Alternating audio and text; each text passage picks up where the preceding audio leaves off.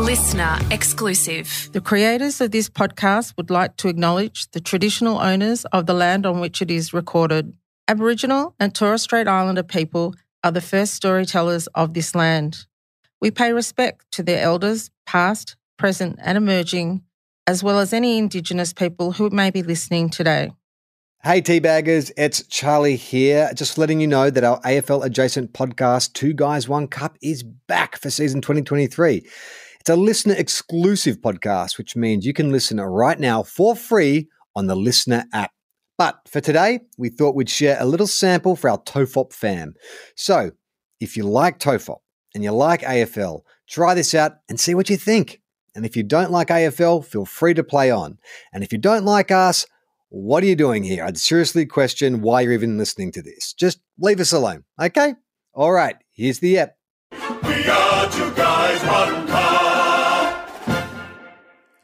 It is Sunday, the 26th of March. Welcome to Two Guys, One Cup, an AFL-adjacent podcast. My name is Will Anderson. And my name is Charlie Clausen. And sorry, hang on, let me just working in my little studio here. I've just been knocking up a brand new shelf, Will, for you, because I expect the Two Guys, One Cup will be coming my way shortly, as promised last week.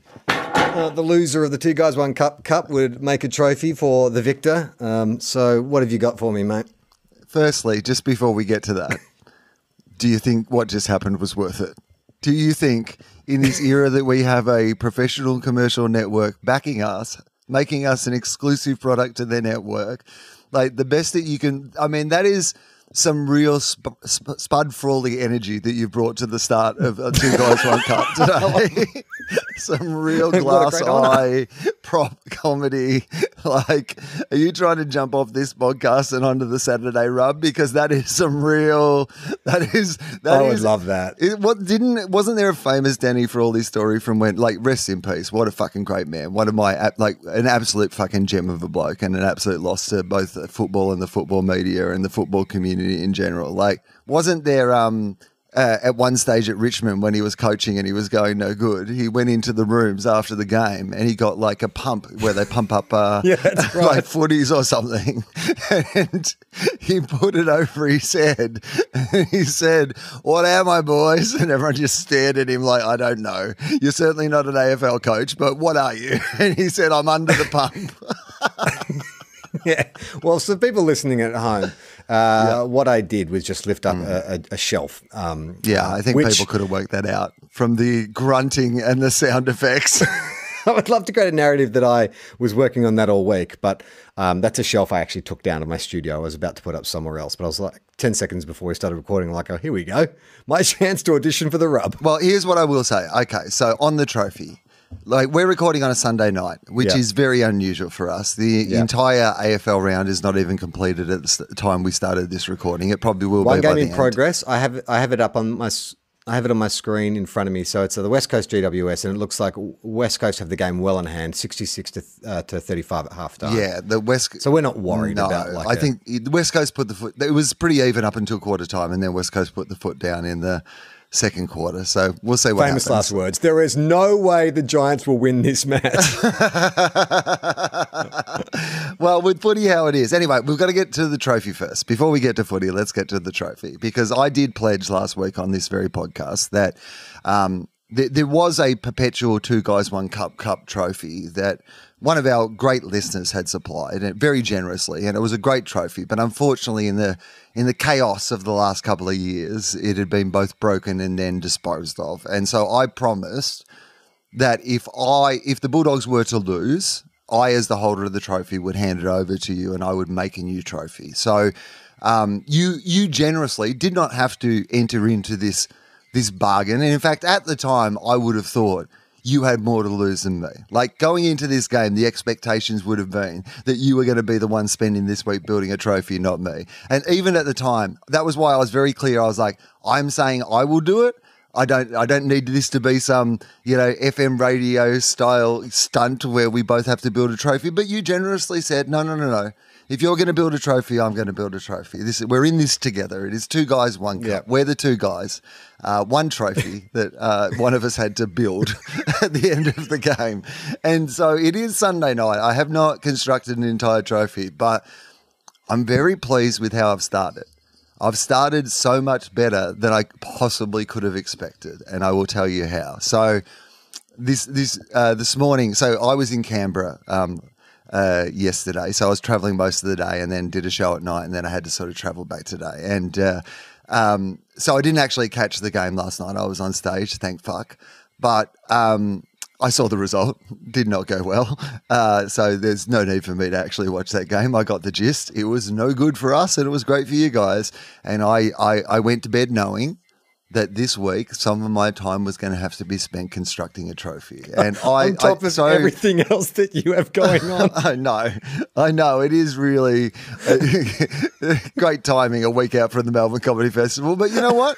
I have decided to do it, and I am a man of my word, and I'm going to build a trophy. And honestly, I'm not sure where it could go from here. Like, I feel like I may have peaked too early in my trophy making. So basically what I was like, as I set out to the airport this morning, I got to the airport a bit early, and I actually thought, you know what, I'll get to the airport, I'll be pretty chill there, relaxed, I'll have a coffee in the lounge, and then I'll go on a little scavenger mission of the airport, at the Canberra airport. I was thinking, like, my thing was like, maybe I'll get something like parliamentary, like there's maybe a figurine of Parliament House or something like that I can.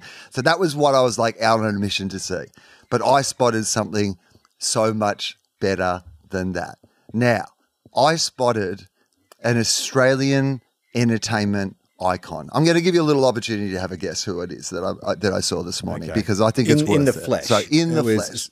And I'm talking, if you were watching the Brisbane game, which we will get to when the lights went out, and you were watching what the crowd were doing, this is my clue. If you were watching what the crowd were doing or listening to what the crowd were doing while there was the gap in play, that might be a clue to who I might have run into this morning.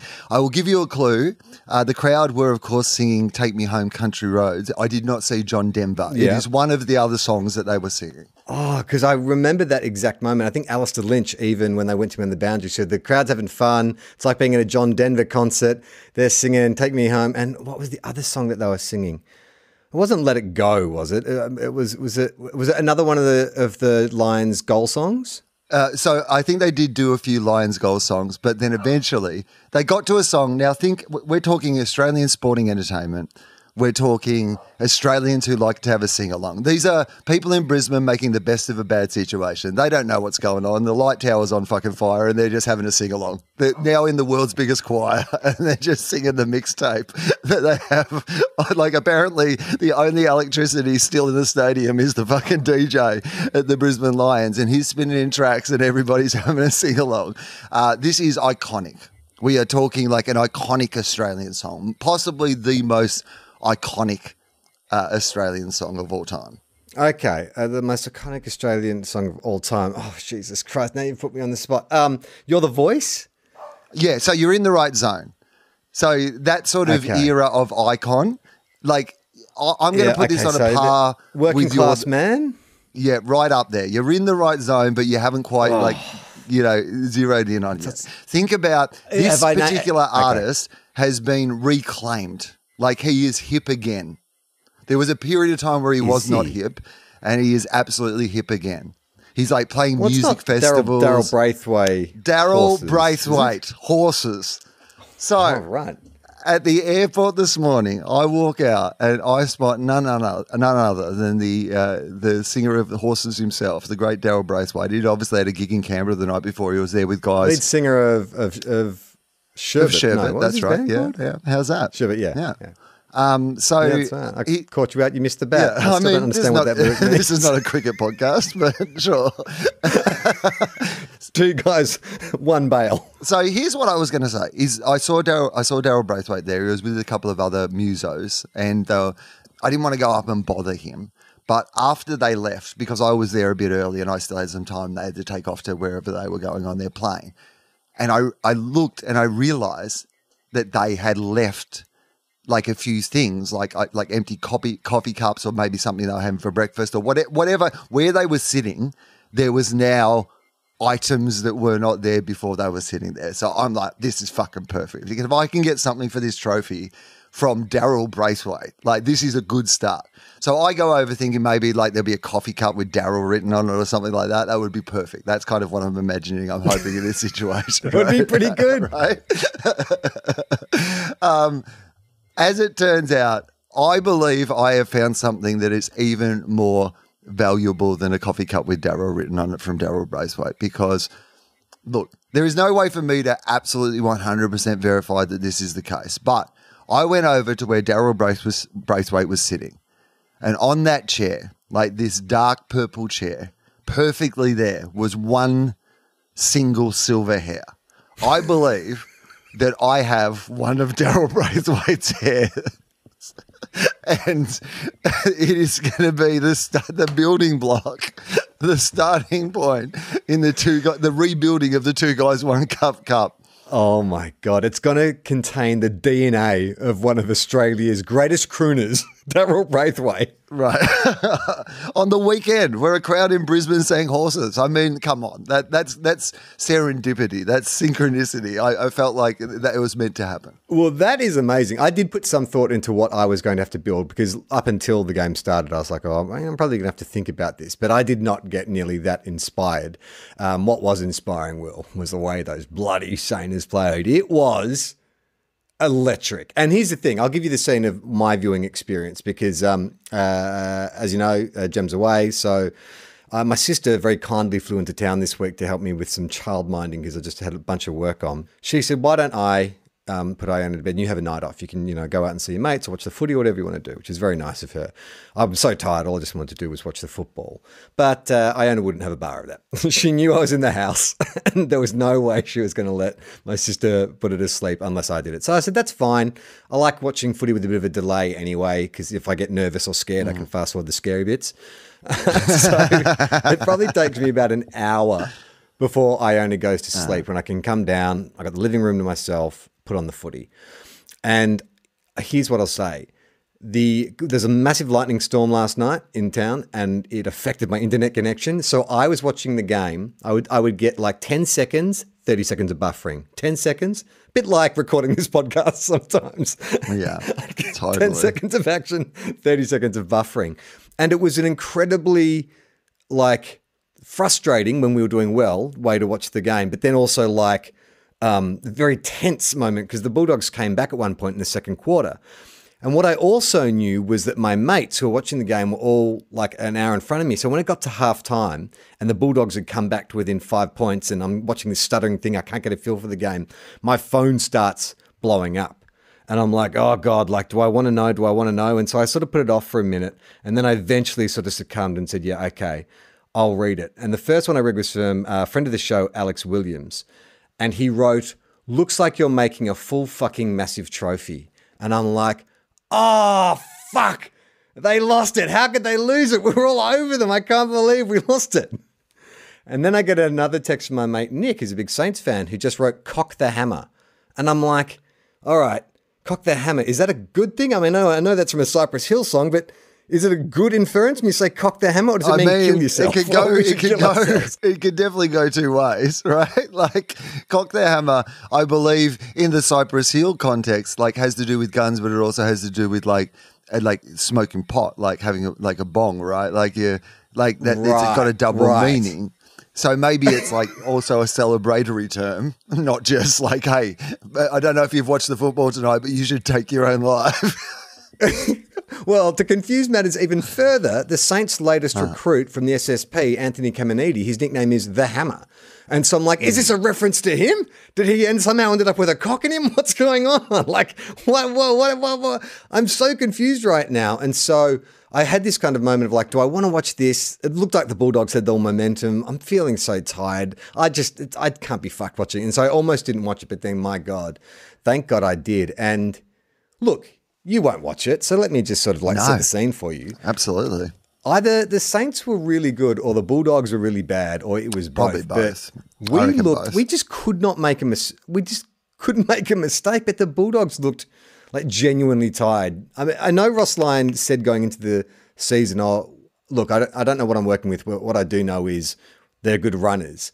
And that's their philosophy. They're all playing like fucking Rob Harvey. They're just running up and down, up and down. And in that last quarter, the Dogs just couldn't go with them. They just looked really like tired, hands on hips. Like, this sucks. Football sucks. It was good like last year. This sucks. The Dogs used to be fast, right? Like, that was when the Bulldogs kind of broke through in 2016. It was suddenly because we were quicker than everybody else. But it feels like at the moment we feel very slow. We don't feel fast at all. And it feels like everybody else in the game has sped up.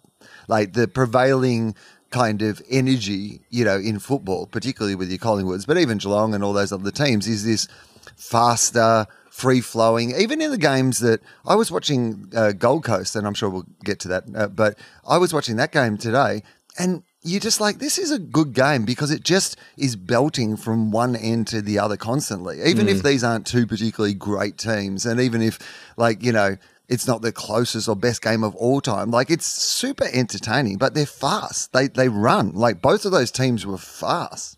Well, it's interesting too, because like Ross Lyon's getting a lot of the credit, and you know, I don't know, maybe like he's the head coach, maybe should get all the credit. But I think the amazing thing is what Rob Harvey is doing with our forward line. Like, we don't have a forward line. Our forward line consists of an SSP guy who was waiting tables 7 weeks ago, one kid who's played 2 games, and one kid who's played 9 games, and they kicked like 8 goals between them yesterday. And that's from one of the most decorated midfielders to ever play the game. Yet somehow he's made this really good forward coach. It's just like Rob Harvey is this magician. And it's also great too, because Rob Harvey's gone for a lot of senior jobs and he hasn't got them. Maybe this is the opportunity where, you know, we have a good season and he gets poached or something like that. Like, I want Rob Harvey to be a senior coach, and maybe he is the secret weapon. I feel like he's your perfect foil to Ross as well, though. Like, I mean, I feel like this is your 1-2 punch. This might be your perfect Rob Harvey job, in that he might actually be kind of the coach,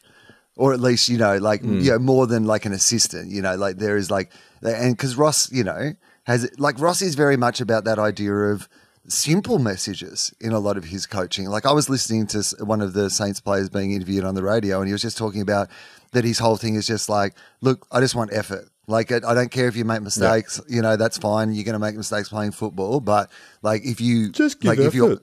If your effort, it's non-negotiable. Just give effort. It's really simple. You know, I just say, that's my Ross Lyon. What do you reckon? But I feel like that is Ross Lyon. I feel like they could have got you for much cheaper to come in and do that, Ross Lyon. And then they've got Rob Harvey to actually, you know, coach the team and teach everyone to run all day. Speaking of Ross Lyon, he did a press conference before the game and got a little noisy. Well, we know, look, they were in the grand final a couple of years ago. We know they're top 5 AAA midfield that are recruited really well, you know, so here comes Bevo now.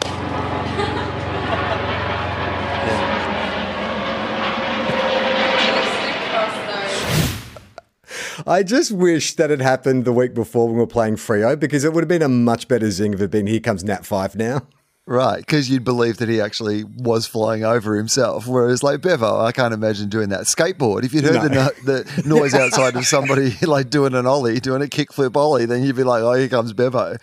But what I love about Ross too is, like, spend a little bit of time in the media, realise the most simple thing about the media is, and I think this is where coaches can go absolutely wrong, is that, like, it's like being a professional tennis player. Easy audience to, like, be considered being humorous, like Cuddly Ross. Like, that isn't the greatest line of all time. Here comes Bevo, right? But it got a pretty good reaction in the room, and it's got good play since then. He's kind of gone out there and realised, don't give too much away. If you just give him a little bit, because there's nothing else in that zone, that's enough. You don't need to be Ted Lasso, you know. Yeah, he's definitely learnt that. Like, it's interesting to watch him now. I mean, we've talked about this last week. We don't need to go Ross Lyon again, but his interviews are so good just to sort of, like, it's just this, like, is Taekwondo the one where you just see people, no, not Taekwondo, what's the one where people do slow martial arts? Tai Chi. Yeah. He just answers questions like he just deflects like really slowly. Like before you know it, he hasn't answered the question and he's made some kind of quirky statement, has moved on. Yeah, just give effort. Just give effort. That's all I ask. Just give effort. It'd be one of those great podcasts that people go to sleep to. You know, there's like podcasts that are specifically for people to go to sleep to. I would love if St Kilda could get on board some ASMR with like the R spell, like for Ross. So this is what it is. It's ASMR. It's Ross. Yeah. It's Ross Lyon, ASMR Ross. just deflecting questions for 45 minutes to just get you to sleep. Yeah, I didn't get to do an audit on the forward line yet, but guess what? I just want you to give effort.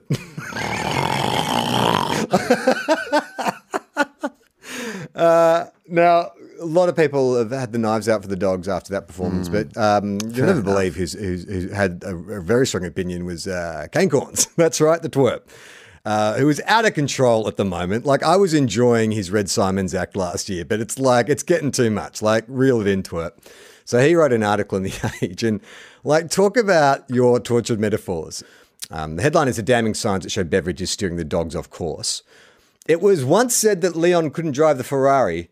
Now it is Beveridge. He has a shiny new Mercedes and the tank is full of high-octane fuel, but the vehicle's GPS is broken. Oh, my God. What? Like, the thing about metaphor and simile is it should be simple and direct. Like, why are they a Mercedes? Is there a German player and they're full of high-octane fuel? Okay, so that's drugs, right? You're saying they're on drugs? But they're GPS, what, they're running in circles? Yeah, I mean, some of them have definitely been on drugs, so I guess that is part of the problem, yeah.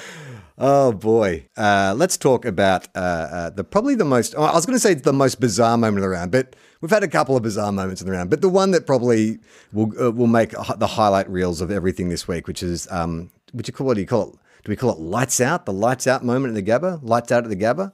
I mean, it was the thing that, because I was watching it live. Were you watching it live when it happened? When it happened, and that noise. Like, there was that immediate moment where you're like, oh, some dickheads like walked in front of the camera or something, because there was this weird shot and everything kind of went a bit black. And then you suddenly, like, you heard this like loud bang and you're like, what the fuck is... I was like, terrorist attack. Yeah. That's what my first thought was, holy shit, a bomb's gone off or something. I mean, it was one of those things where I'm like, if this is like a terrorist event, like, there's a rugby league match across the road with the two biggest teams in Brisbane. Why are you not doing your terrorist event at that? Like, why are you at the fucking Brisbane Lions game? That's bad terrorist planning. But yeah, it was scary. Like, and then the fact that the lights genuinely did go out and there was like the light tower on fire. I mean, I guess not the whole tower on fire, but like the globe like was definitely on fire. You were like, oh, this is unusual, to quote PT. Yeah, you weren't the only one who was scared, because listen to JB's reaction when it happens. 20 touches for Brayshaw. Oh no! Oh no!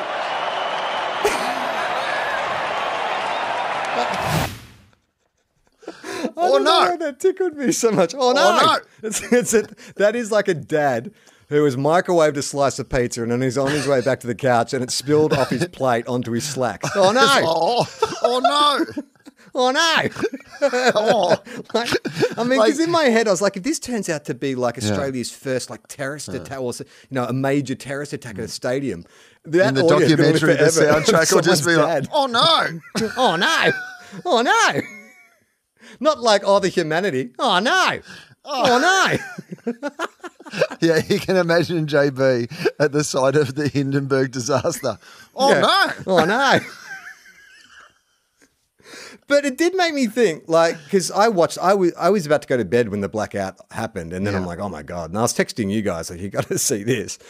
And then I was just thinking about, like, AFL, because this is not the first time in Aussie rules. Like in 96, the Saints played Essendon at VFL Park, the lights went out, they had to come back 2 days later and play like 20 minutes or 12 minutes of football or something ridiculous. But to an outside observer, like if you're an American or something, like a country where they have big sports, big professional sporting leagues, do you watch this round of footy with like Siren Gate 2, with Blackout 2, with all these rules that it seems so fucking open to interpretation and go, this is the most chaotic professional sport in the world? Like, you don't know. I mean, the WWE isn't as dramatic as what happens in our code. No, I mean, this feels like the AFL at the moment feels like the end of E Street. Do you remember on E Street? They just go all out. Suddenly, Gil McLaughlin's painted half his face silver and black, and it's been, I want you to dress me as Mr. Bad from now on. I mean, I heard of Sonny Walters, but did you know Sonny Bennett is also in the AFL? That's a deep E Street cut for you E-heads out there. So I believe that's what it feels like at the moment, though. You just go into every round and there's like ties and blackouts and all these things that happen. And then I know we've already referenced it earlier in the show, but the crowd's reaction, I just fucking loved. I love I've talked about it many times. I love the fact that the Brisbane Lions have their own songs when they kick goals. I think it's just like, it makes me really like them, and the fact that Charlie Cameron always sings along is just like charming. The best. To me, that is I love that. That's just like, you know how some teams try to manufacture, like, you know, they'll take a song from noise, Giants fans. Yeah, or they'll just get like a song that's already associated with another club. So that's Sweet Caroline or whatever. Like, I'm not saying it's not a nice moment, but you've taken this like thing that is another sport, you know, like. And then they've just somehow carved out this unique, particularly with Take Me Home Country Road. It's like when the crowd's reaction to it all being in darkness and a tower being on fire was them all to just break out and Take Me Home Country Road. I've never been prouder of this country, honestly. Well, while they were doing that, you had some football experts and panellists doing some pretty good padding. But it seems, Will, when you have to do padding, you just go straight to alcoholic humour. This was the first one. My mate in Singapore will be happy. He just texted me a photo of his bar. All the local Aussie revellers are staying in the bar for the lights to come on. So he said, keep the lights on off for another 40 minutes so they can keep having a couple of beers. Happy hour. Happy hour. I reckon, yeah. Yeah, keep on drinking through this crisis. But Alistair Lynch was not to be outdone. There's been a good atmosphere. I did get a complaint the bar's closed, so the boys over on the other side of the fence were blowing up about that, but there was a great atmosphere. It was like a Neil Diamond concert before.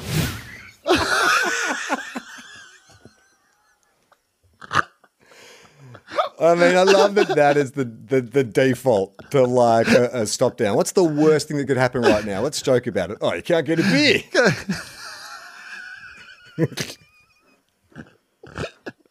I've got this, boys. This one kills at the cashies. Don't worry about it. Yeah. They've closed the bloody bar, mate. Oh, no. But we actually talk about the footy for a second, because that was a pretty impressive performance by the Lions.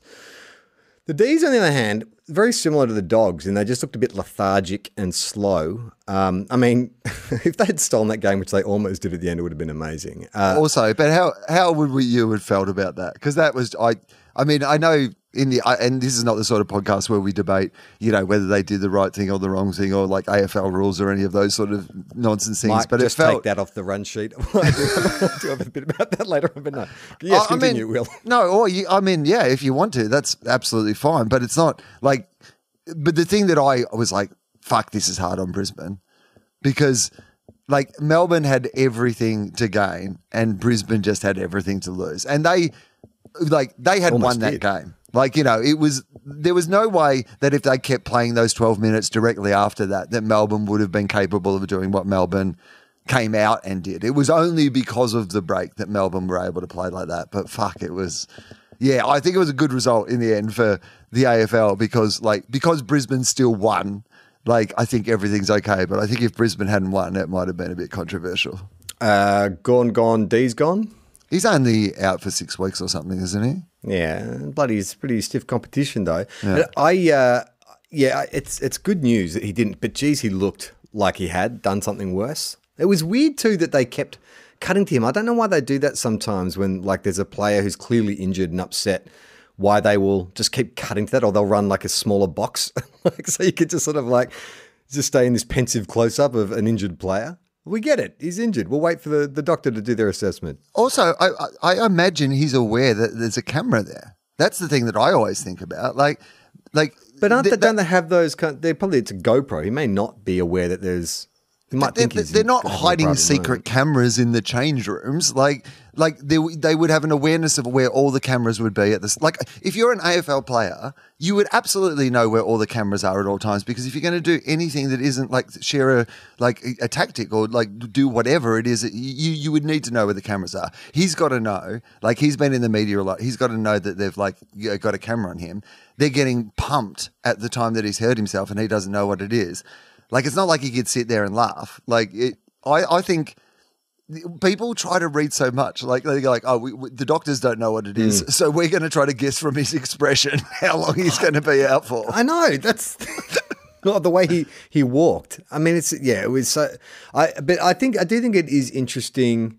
Like, if you look at Freo and you look at Melbourne, two teams that they got the twin tower, even the Bulldogs with Lobb and English now, that double ruck combo hasn't really worked for any of the teams. I know it's been 2 rounds, but like all the teams with like a single ruckman, they're the ones that have gone 2-0 or at least won one game. Yeah, but I would assume that it is quite a relief for Melbourne to know that now that they don't have their number 1 ruckman for 6 weeks or whatever, that they have a guy who's also been in an All-Australian ruckman to be able to step into that role. So I think that... Yeah, of all the players to lose... Yeah. It's like, we've got exactly one of those right here. Yeah, we've got a spare. Right. We picked one up in the off-season. It's actually turned out really well. We were going to use both, but it turns out we've still got one. Did you know, just as a side note, did you hear that Jack Steele broke his collarbone in the Bulldogs game and will be out for 4 weeks? Just so like that Saints injury list just grows out to like bigger. It's like, we cannot.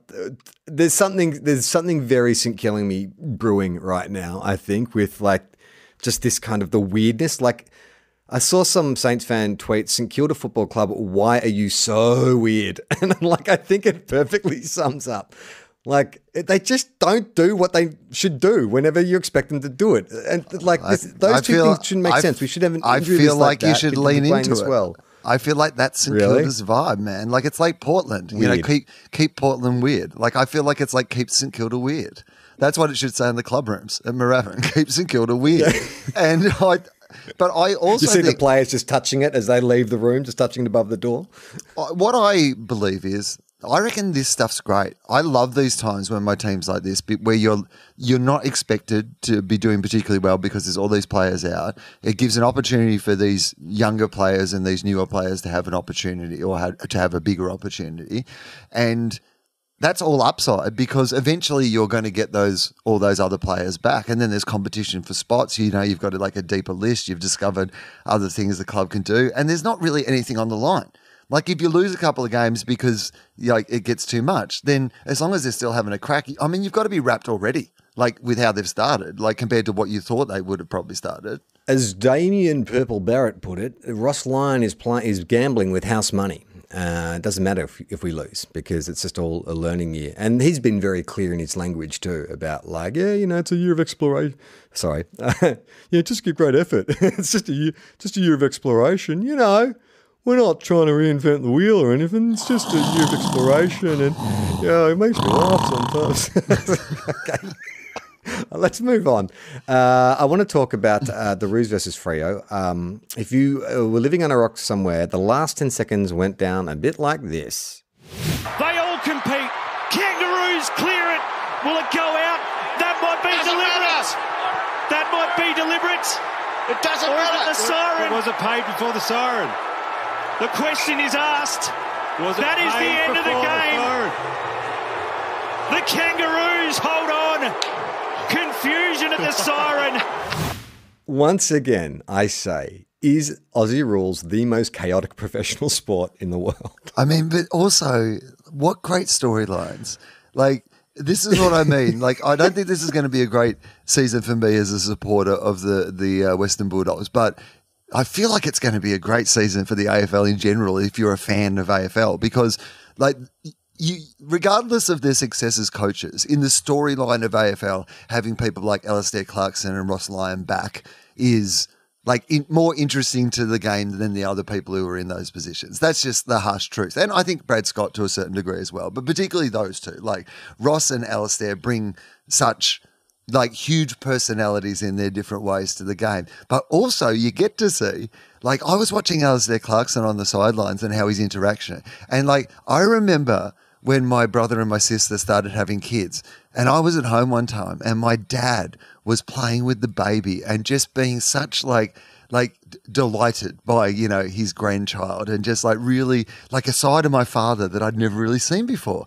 And I was like, I said to my mum, I said, was he like this with, you know, us when we were babies? And she was like, no, absolutely not. Like, this is like a whole new thing. Like, and I think that's what Alistair Clarkson's got at North Melbourne. He's got like granddad energy. Yeah. Like, he's really just enthusiastic and happy about it, you know? Yeah.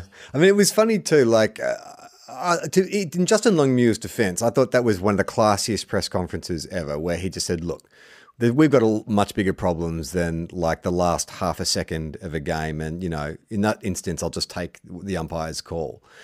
But you just knew that the Tony Joneses and the Kane Corns of the world were just going to fucking turn this into something that, like, you know, there needs to be answers. There needs to be like conclusive proof. Like Tony Jones today on the Footy Show was basically calling for the AFL to be disbanded over this decision. Like, he was that outraged. And it's like, it's fine. Like, it's fine. There's no guarantee. Like, the person who had the shot for goal, if it was paid a free kick, may have kicked it out of bounds on the full. So, like, there is no certainty that it would have changed that much at all. But the AFL have signed off on it though, like because they said 100%. The umpires, and when you read the rules, heard beforehand, and it wasn't across the line. Yeah. But also, like it's a weird game full of weird ambiguities. Because if you kick a ball after a siren and it rolls through the goals, like even if it's after the siren, you still get the goal because of the kick. But in this, you don't. Like, it just has weird rules. Deal with it. It's a really weird game, and it's only getting weirder, guys. Yeah. My favourite bit was when there was a bit of confusion and all the captains of both sides ran up to the umpire to get clarification on whether or not the game was on or whether it was over. So the Roos skipper, Luke McDonald, went up and just said this. Game over, man. It's game over. Game over!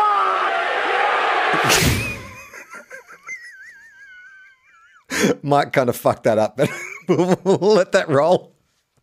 Mike, you're meant to play him saying it first, and then we're meant to roll into that bit. But you know what? Before we started rolling, I said, do you want the original one? And you said no. I've got a lot on my plate. I'm looking after a 3-year-old, but, you know. Okay.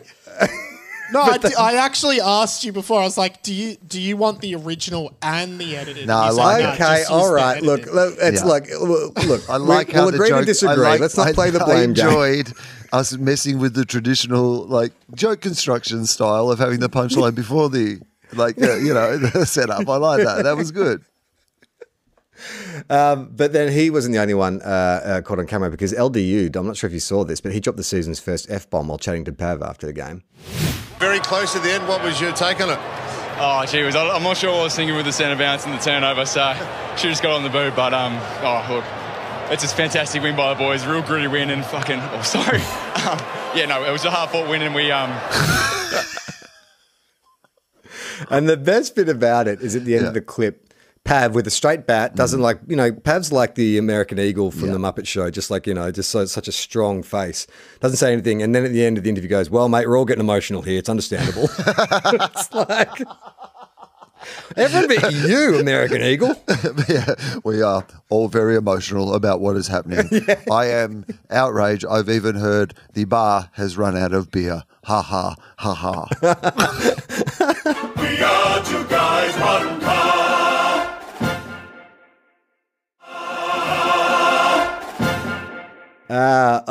Fucking pies are good.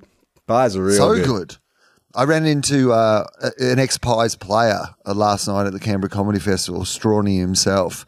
And he was with Peter Hellier, his mate Peter Hellier. And I was talking to Peter Hellier about I'd caught most of that game in the afternoon when I got to Canberra. And it was like watching the Harlem Globetrotters. Yeah. Like, they are so good. And like every week, every week you say, you know what, like, look, Nick Dacos is great, but there's going to be a time where like he'll plateau for a while, and like the bubble will burst. They'll send taggers to him. He'll get more attention. They'll work out a way to shut him down. All these sort of things, and they may still do those things, but people have been talking about doing those things, and I think Port gave it a go to like at least try to like put some heat and pressure on him, and he was like. He's got to be at the moment top 5 players in the game. Like, I'm not saying he will necessarily be at the end of the year, but the fucking way he's going, he probably will be. Yeah, he's they're incredible. Like, I was thinking about Peter Dacos the other day, and like it's like kind of that hack comedian gag of like, you came from my balls. But he must honestly sit there and look at those two and go like, they came from my balls. Like, I created them. The world only has them because of me. Peter Dacos and my amazing balls. He actually said that in the rooms to BT when he was doing jumper presentation. Roaming Bry. Oh, yeah, that's right. Yeah. He was down there and he took his testicles in his hand. And he said, this is where they used to live. I made them. Look at them. Don't turn away. Look at them. They came from right in here. Me. And they shot out of this, my Peter Daycock. And I made them both. And I actually did it. Like, the mum was round the corner. It was an impossible angle. I just dribbled it in. Created them both. Don't try calling security. I had your phone seized. This is Pete's time now. You're going to listen to every word of this. They both came from these balls. Nick from this one, Josh from this one. I'm not certain about that, but I just got a feeling. What is going on? I mean, he is wrapped. He is absolutely wrapped, though, isn't he? Like Peter Dacos, because that's part of the joy of this. Is not just that. Like, here's what I do love. Like, obviously, that Nick is like a once in a generation player. Like, you know, just incredible. Like, amazing that, like, to follow in the footsteps of your like dad, who is such legendary a legend. Father. Right. This like, is I don't know if we've talked about it on this show before, but Mike, you know, you're a newbie to this game. Let me explain who Peter Dacos is. You know how when every player runs into goal now, they don't kick it straight. They'll dribble it around the corner. They'll make the ball spin a certain way. Yeah. Peter Dacos invented that. Like, he brought that to the game. And now everybody does that exact same thing. And then he has, like, this is Gary Ablett territory that we're talking about at the moment. This is potentially like where there will be debates in the future over like who is the best. And it might be between 3 of them, because the thing that I love the most about this is that the scenario in this could be that Josh Dacos is like a Nathan Ablett or whatever, right? Like, where like there is a real big discrepancy between the talent of them both. But like with Nick coming in, I believe the simile being used is the Mark War. Oh, well, that's perfect, right? Like serviceable, but not what your brother is. No, but like played for Australia for a whole bunch of times and averaged 40 at test level. Yeah. Like, I mean, a very, very good footballer. Like, you know, and that's I mean, look, it's hard to feel great for Collingwood. You know, of course, historically, it's just been something that's hard to do. But when they're so entertaining, and they're like playing in this manner, and they're just so exciting to watch, and the crowds, you know, they're like, I mean, that is the thing about Collingwood is their crowds come out and they've got really, you know, great supporters. It's good for the game. Like, yeah, it's but I was trying to envision like what could derail this clearly like runaway train now, like the way they dispatch with Port. And you know, I have no hate in my heart for Port, but I did like the idea that Kane Cornes was upset at the end of that game. I did like the thought that, you know, Kane Cornes probably walked away, kicked the TV, slammed the door, went for a walk. So I was like, but who could derail this? And I was like, what would I like to see? And it's like, well, what would be the most poetic, you know, Collie Wobbles type moment? It's like, well, what if they take on Melbourne? Probably their most likely challenger, you know, at the end of the season. They take on Melbourne in a grand final, scores are tied. There's a ball up in the middle, free kick paid against Cameron, goes to Brodie Grundy, the man Collingwood are paying not to be on their books. And he slots a goal just before the siren goes. The D's get another flag in 3 years. And the Pies, who just couldn't lose it to the guy they discarded. Wouldn't that be amazing? I mean, that would be amazing. But could it be Adam Treloar instead of Brodie Grundy? Mate, it's not a fantasy film, all right? It's not Lord of the Rings. You had another airport encounter, and it only confirms your cooling abilities. Is that right? Mm-hmm. It's true. Not quite as in-depth, unfortunately, as my one with the Brisbane Lions the previous week, but I was flying out of the Gold Coast this week rather than Brisbane, and so as I went into the lounge, coming down the stairs was none other than the great man himself, Stewie Jew. So I said g'day and wished him good luck, so that was clearly the kiss of death. So, sorry. What's good now is we're working out the parameters for your cooling abilities. So contact is humiliating loss, is like you didn't even show up. If you lay your hand on them, I guess it's airborne, your cooling abilities, because you passed him on the escalator, is that right? Up and down or on stairs? It was up and down stairs. Okay. I will say were that. You within 1.6 meters? Yeah, I was definitely within, it was a small set of stairs. So again, I'm not making jokes about Stewie Dew in regard to, but we're both bigger people. And so, yes, we were in close proximity, which was why I said, good luck with the game, because it was one of those things, it was close enough that you would say something to a person you're passing that close. So, yeah. Did he respond? Yeah, no, he said thank you, and that was about it. He was going down the stairs, but that was so if he spoke, what I mean is he would have had to have inhaled. Yeah, say thank you. So he probably inhaled your cooling ability. And also, he was going downstairs, so I'm pretty sure he was inhaling. You know what I mean? It's but the Suns, they're just so disappointing. They look like they had it in the third quarter. I thought now they're going to put the foot down, but they just. I don't know, man. I don't know what it is. I maybe I misread the situation. I was really into the Suns last year, but I'm just watched their 2 games this year and it's they just seem flat and uninspired, no energy. I don't know about that. I actually thought they played pretty well for a lot of today's game. Yes, at the end they fell away, but guys like Raul, they always fall away. That's my point. I know. Well, at the moment, I think that they have. There's a few people who aren't much good. I think is the problem. I think they have a whole bunch of people who have a real crack, like Took and Matty Rowell, Noah Anderson, Jared and Witts. Yeah, Witts is but they great. They were another team who I thought, the Doggies, looked exhausted by the end of the match. Matt Rowell could barely get up to a canter. He was just doing this the one arm out kind of tackling efforts. It's that's Matty Rowell. This is the dude who takes footy more seriously than anyone. Oh, so I did have a question. You didn't see Matt Rowell. I saw Matty Rowell. So you did. I did not get how many footies did he have on him? None. And this is I was going to say that I felt like this was a problem. So they were all in there. They were all leaving, but Stewie had sort of gone first. Basically, is what had happened. And but basically, as I was going in, most of them were leaving. But I got quite close to Matty Rowell, and I was looking for a moment to have an interaction with him. And then I was I hesitated, and the reason that I hesitated was. I realised all the things we've really talked about when we talk about Matty Rowell, which is how much he loves footies and how he goes to bed with them and kisses them and dresses up football and pretends.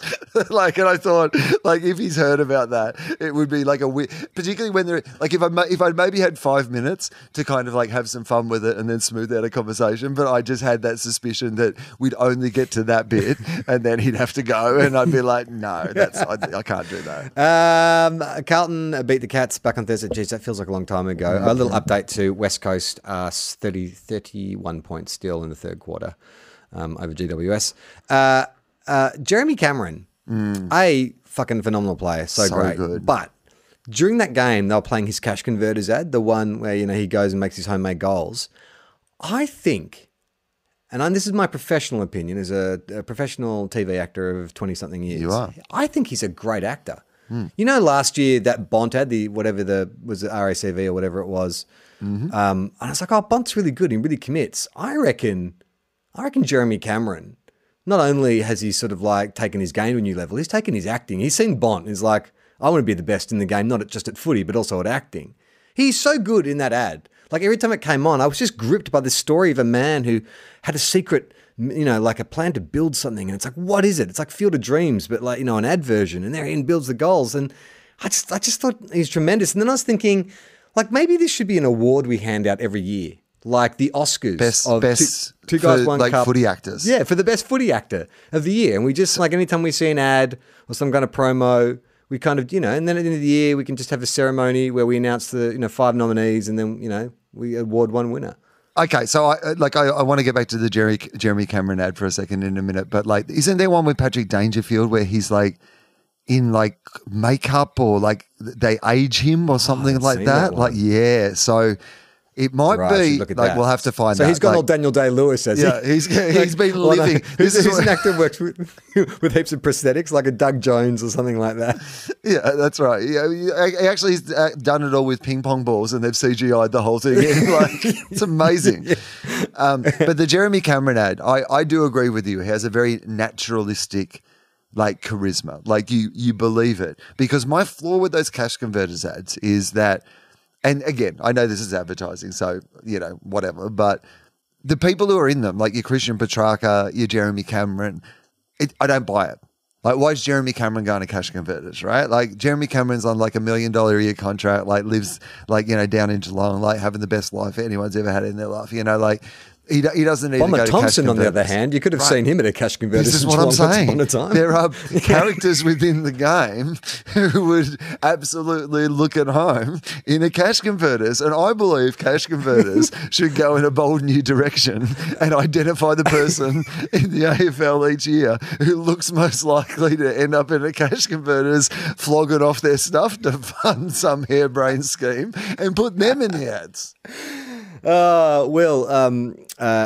This season is all about Mike's bigger year of footy. Yes. So it's time for our brand new segment. 1, 2, 1, 2.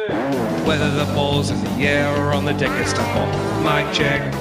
Mike check. He's watching the footy. Thinking, what the heck? It's time for Mike check. Mike check. Updating it every week. If so-and-so player has hurt his neck, it's time for Mike check. Mike check. Mike check. Well, unfortunately, that's all the time we have for your segment this week. So we might have to trim that to just the mic check at the end for future episode. That was whipped up by our other producer, Mike Williams, who had a listen to the episode and did that in the space of about 10 seconds, which is absolutely brilliant. Thank you, Mike. But podcast, Mike, your big year of footy. How did you find this round? Exciting stuff. Really enjoyed this round. I caught a few matches, including St Kilda Western Bulldogs.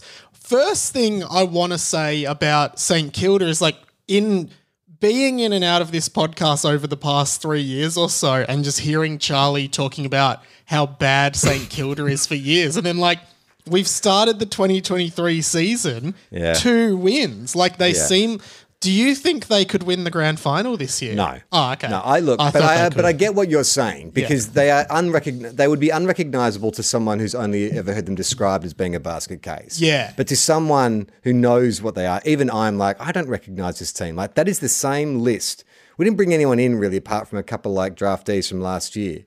But it's all the system. And I guess that's the Ross Lyon thing, right? Like, his system over personnel. You just kind of play a specific brand of football. But...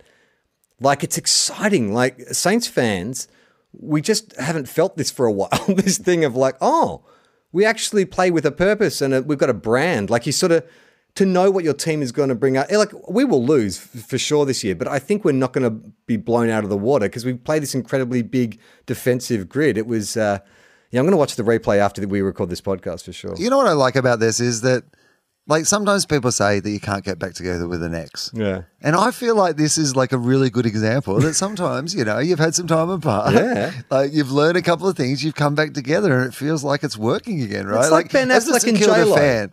Yeah, right? Yeah, second time around. Yeah, they were ready for it the second time around. Exactly. Shaky start for Essendon in the first quarter today, but really happy to see them get the win. But the other thing I've noticed is, because I've been posting everywhere that it's my bigger year of footy, my TikTok algorithm is only showing me footy content. So I wanted to bring like a little funny moment. So Alistair Clarkson was coach of Hawthorn and now he's coach of North Melbourne, right? Speaking of his grandfatherly qualities, he was giving this speech to the North Melbourne team. This was last month, but it only came up on my TikTok today. And he made this gaffe when addressing the North Melbourne team. Whether male or female, you've got 80 years in your life, and this is this little moment in your life that you're connected to the Hawthorn Footy Club.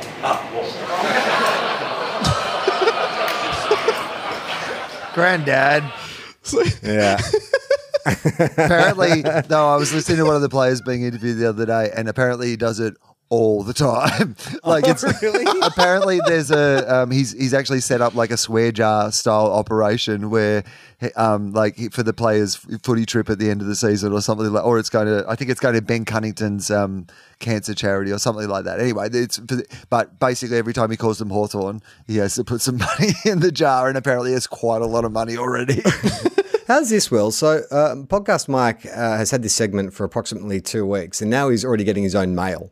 I've got a message here from Dom, who thinks what he would like to hear is Podcast Mike try to explain what he thinks different footy terminology or rules are, which I thought could be a great idea for a segment. So listeners out there, if you want to send in your favourite, like, you play on not 15 type of jargon, and we will quiz Mike every week on what he thinks it means. So Dom's going to kick things off. There's 3 things here.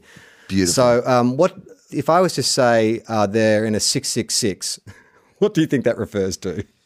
That's when the demons get inspired by Satan, their namesake, and kick 6 goals in 6 minutes. Oh, great. Good quality response though, Mike. Like very nimble on your feet, like much of the Essendon forward line today. I appreciated how well you danced straight into that one. So well, that was a rule that was brought in a few years ago, wasn't it? It was to open the game up to, because what teams used to do if you were protecting the lead is you would flood all your players behind the ball, so the team would have to be kicked to a crowded forward line. So the rule 666 is at the bounce of the ball, you must have 6 players in the back, 6 in the middle, and 6 in the forward line.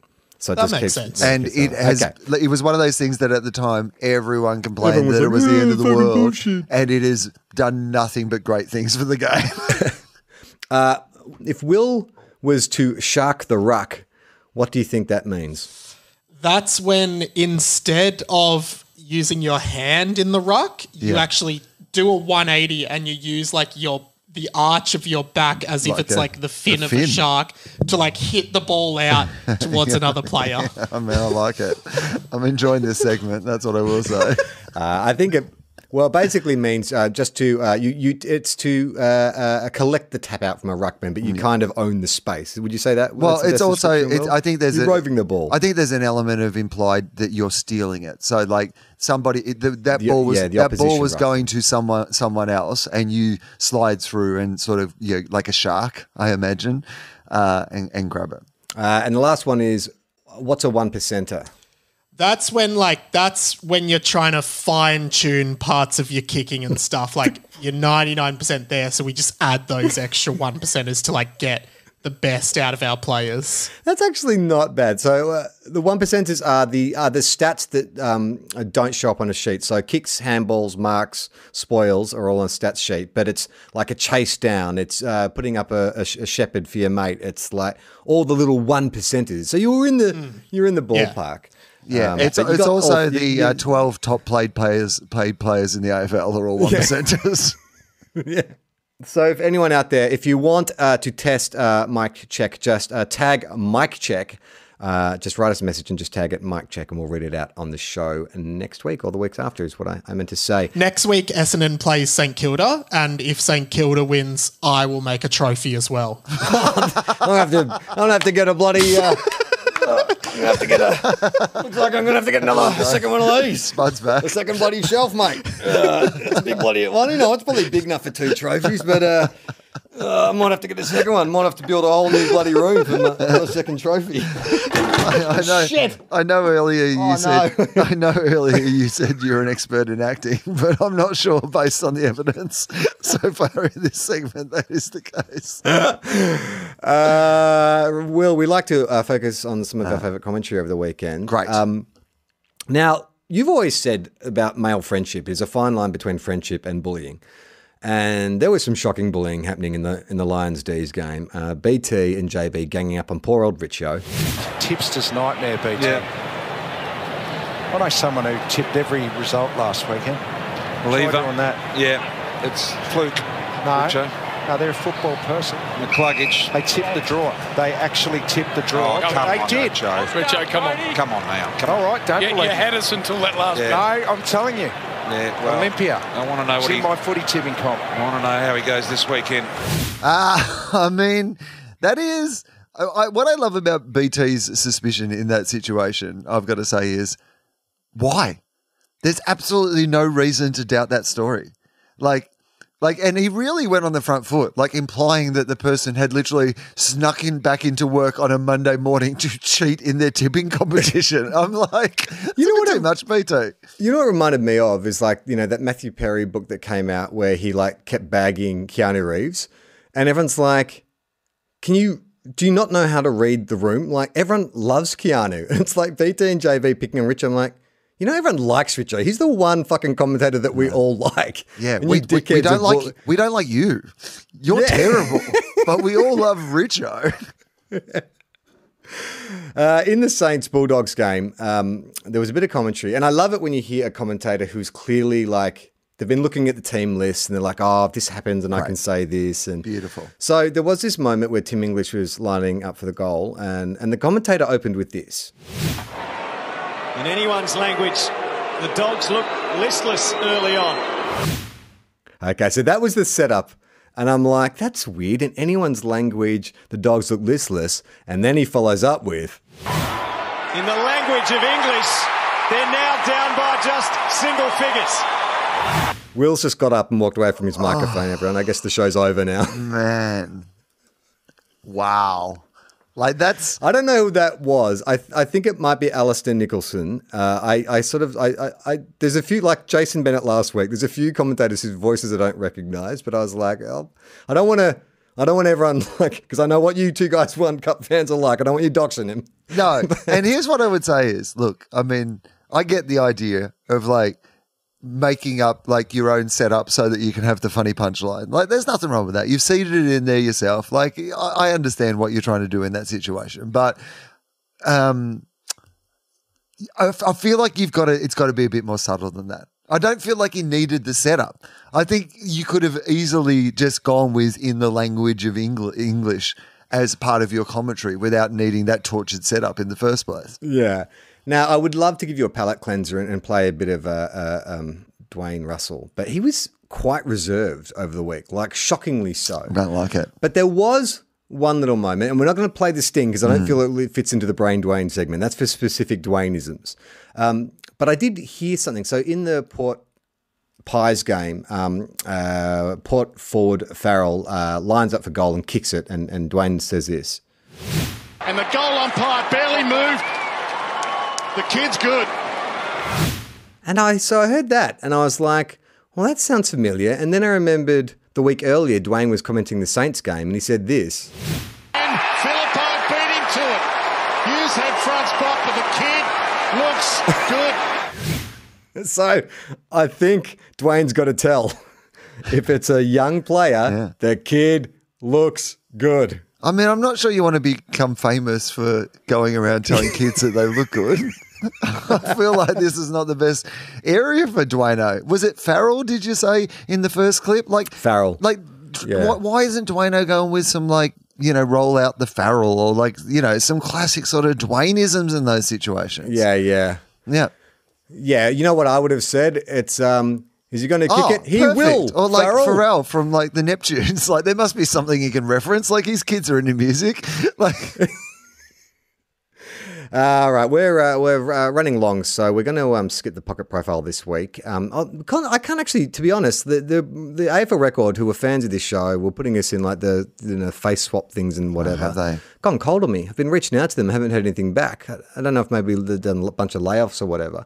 But we will get to a pocket profile another time. Let's just get to the mailbag. A lot of people are really confused by things that happened in this round, including Art Deco, who wants to know what the fuck is going on with Geelong. I think they're fine. They're just idling. Yeah, 3 games ago, you won a flag. Yeah, and they got beaten by a super team in the first round. I think Collingwood are going to absolutely fly, and they were pretty competitive for a lot of it. They're missing some key players at the moment. They've got, maybe they're older. They warm up into the season a little bit more. That's what they do at Geelong.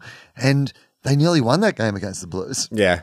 If Jeremy Cameron hadn't got hurt. Right. And if Cameron, that was one of those games of football where just about halfway through it, you were just like, he's growing into something special here tonight. And then he just put the foot down and you're just like, this is an incredible game of football that he is playing. I don't think there's any player I trust more in the forward 50, not just like kicking for goal, but just making the right decision. He leads to the right spot. He gives it off when he should. He's just like, I thought maybe when he came from GWS, he was cooked a bit. Maybe he's got 1 or 2 years.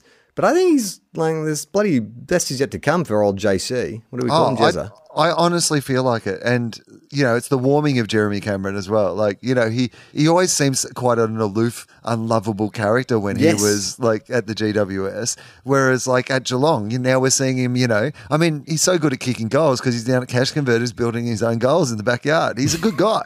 Andrew says, I get the feeling St Kilda picked Essendon for the 150th anniversary match next week as they wanted an easy win. But with both teams on 2 wins, how confident is Charlie? Essendon are one of those teams. Doesn't matter our ladder position compared to their ladder position. They always fucking beat us. They always beat us. Last 2 years in a row. Last year, we were rolling head full of steam and we came up against the Bombers and they beat us. And they hadn't beaten anyone all year. So you feel a bit similar. Honestly, like I watched Essendon today and they've both got like makeshift forward lines and a whole bunch of players that aren't necessarily like who are getting opportunities because the key players are out, and it had a bit of the same vibe, but I reckon it'll be a great game. Maddie says Hawks fans have suffered enough. Oh yeah, we didn't even talk about that game, but they got absolutely pumped. Isn't it time we got some assistance from the AFL so we can ascend to our rightful place on top of the ladder? Wouldn't that 100,000 members, the biggest stake in Tasmania of any kind of AFL team, they get a handout from the AFL? For like the most successful club in the modern era, on an average of every 4.5 years, and they get a handout from the AFL. Yeah. Take some of those premiership trophies down to Cash Converters if you need some money, guys. Major Van Bam says, can we hear you on normal podcast apps? No, we're exclusive to the Listener app. They're paying us to do this show. It's the only reason we are doing a show is we're getting paid. And if you want to listen to it, you can. Just use a VPN and go to the website. Easiest way to do it. Well, the easiest way to do it is download the Listener app and just listen to it there. But if you're overseas, you can go to the website. Oh, yeah, sorry. I should say that. Rito says, did Melbourne let Gawn go explore the back of the Gabba until he found the electricity box? Wouldn't that be great? I mean, hard to do it subtly if you're Max Gawn. Like you're 6'6" or something like that. Long Ned Kelly beard, bald head. It's a bit hard to like sort of be surreptitious, sneak around and sabotage a fuse box. Maybe that's that footage of him laying on the floor, you know, seemingly expressionless. Maybe he was coming up with a plan. Maybe he was like, I've got to do something about this. I'm off the field, but I've got to contribute in some way. If you want to hit us up, you can contact us on Instagram and Twitter at 2guys1cup AFL. JN Bowie says, don't ever doubt the prestigious Kangaroos going undefeated again. I told you so. Yeah, but you almost lost that game. It was literally a split second. Oh, I know, but I'm loving it. That gives cause for doubt. I'm loving the Kangaroos. I'm loving LDU. I'm loving the Cheezel. It turns out that was already a thing when we talked about it. Of course it was, but Cheezel's already signing Cheezels. But there's got to be a deal. You've got to get a deal done at this stage. He's a guy. Sage6984 says the non-Victorian teams are trash this year. What about fucking Collingwood, the biggest of all the Victorian teams? No, he said the non-Victorian teams. Well, Sydney are good. Oh yeah, Brisbane are good. Sydney are good. Brisbane's great. Yeah. Port Adelaide, maybe, who knows? It's the Western Australian teams. Western Australian teams are no good. Adelaide are no good. Adelaide are competitive, but just a bit under. Competitive. Yeah. Jason Finn says, after Flag Pies destroyed Port by 12 goals, what other teams do you think are overhyped at the moment? Well, probably Melbourne, St Kilda, North, all the kind of teams that are undefeated that probably shouldn't be in the 8 would be the overhyped ones. Although, I don't know. No, I'm not going to say anything. Not going to say anything, Will. But also, it's a 23-round fucking season. Who fucking knows after 2 rounds? Who knows? Fucking AFL analyst and commentator on the radio or on TV? No one knows anything. Everyone pulls out these stats of the last team to do this, blah, blah, blah, blah, blah. Shut up. It's 23 games. You've got to win 12, 13, 14 of them. It doesn't actually matter in which order you win those 12, 13 or 14 games. Laura says, should Guinea, Jackie Ginnivan, play on Friday night against the Tigers or Saturday night against Port Melbourne? What does that mean? In the VFL. But are they playing a night? They play VFL night games. Well, I'm assuming that they must. Okay. So no, straight back no, in. Big stage. No way. What? what's his face? Bobby Hill has been on fire, and that's his position. Like, they've got a guy there who's playing great football. This is the problem with Cheeky Jack, is you give someone else an opportunity, and he's great, Bobby. I reckon he's playing better than Ginnivan. Like, I think he's better for their mix than Ginnivan is. Reheta wants to know how Will's doing after round 2. Oh, I don't think we didn't see it. So probably okay. But I was hoping that I wasn't particularly optimistic that they would be better this year, but I was hopeful. Like, because you got to have some sort of hope that it might be. But I think there's bigger problems at the Bulldogs, unfortunately. I'm not sure what they are, but there seems to be something going on. Oh, but Bevo doesn't seem that upset. I mean, he appears to be smiling all the time. Well, at least I think he's smiling. All I can see in the commentary box is pearly white teeth all the time. I feel like that might be Very the problem. distracting. I feel like the players are going out with little yellow circles in their eyes from Bevo's teeth, and they can't see the ball properly. I believe that might be the issue. Let's finish with Fuzzle Wuzzle, who says, if we're talking eyebrows, we weren't, but we are now. Isaac Quaynors are so manicured, he looks like an Instagram filter. That's true. He does. Are they? I haven't seen them. Yeah. Well, I think Collingwood in general, like Collingwood know that they're back on, like they're on Main Street again. This is like there's plenty of eyes on the Collingwood Football Club, and I feel like across the board, and maybe, maybe I think this is like a Darcy Moore-led thing, like you've got a different captain. You've been under Scott Pendlebury, like, again, one of the greatest players in the history of the AFL. But Scott Pendlebury, like, he's not your Friday night lights, get a new haircut sort of operator, Scott Pendlebury. That's not how he goes about it. But now you got Darcy Moore with this new haircut. I feel like it's loosened up and opened up opportunities for other players to, like, step up their game within a safe environment, Yeah. There's still too many players in that Collingwood list with safe haircuts, like Darcy Cameron. What's going on there? It's too neat. You need something. Give us an identifiable characteristic, because I couldn't describe you to a sketch artist. I mean, they've got to have a couple like that, because most of them are very identifiable. Like, I mean, I feel like most of the Collingwood players have very identifiable looks. Like, I mean, you got Mason with his goggles, and you've got like glasses. There's a lot of tats and stuff. On half, half the forward line. Yeah. So like, I reckon there's a lot of unique looks going on at Collingwood. So right, you need one. What do they call it? It's like when you do a test. That's what he is. He's Normcore. Oh yeah, that's right. A placebo. We need a placebo. A control. You need to have like a control. That's Two Guys, One Cup for this week. Thank you for tuning in. Just a little update on the tips. We've been trying to work out the best way to do the tips. So what we've decided we're going to do is we won't be doing live tips, unfortunately, anymore, but Will and I will be doing a little bonus mini pod, which will be released on Thursday, where we'll give our tips, and the video of that will be uploaded to Instagram, so you can watch along if that's what you want to do. And you can comment. Feel free to comment with each other and start the conversation in the comments below that post. Just remember to be respectful. It's all just fun. It's all fun and games, Will. As Gil McLaughlin likes to say when he's painting his face silver and black. It's all just fun and games. Call me Mr. Bad. Do you need to plug anything, or should we just go? Look, I'm doing shows. If you're interested in me doing shows, check out comedy.com.au, and you can find where I am at different places. Particularly, I suppose, like I assume there's probably a lot of people who are Victorians who listen to this. So Melbourne Comedy Festival's coming up. I'll be doing my show there. Fantastic. Play on, not 15. Bye. We're here to say that's not the case. We'll just go out and wing it. We are Two Guys, One Cup. Listener.